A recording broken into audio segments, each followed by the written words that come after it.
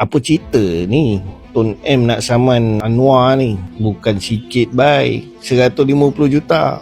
But sebelum tu guys, aku tak nak korang aktifkan ke-5-5 butang tu, melainkan korang betul-betul suka konten aku, baru korang aktifkan. Okay?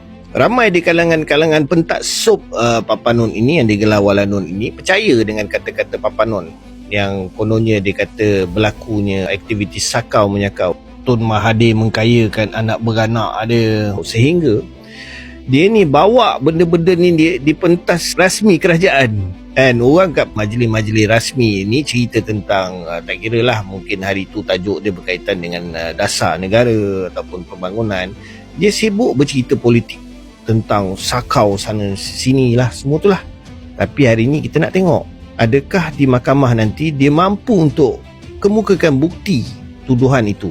Sebab persoalan dia kepada Wala Non, korang bayangkan Papa Non korang sekarang ni dah jadi Perdana Menteri, dan dia juga adalah Menteri Kewangan. Of course, dia ada tim audit dia yang hebat lagi dahsyat.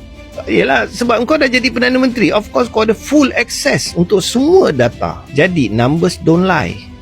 And sebelum ini dalam kau punya ceramah ataupun kau punya perdebatan, bukan main lagi kau duk cakap forensic audit.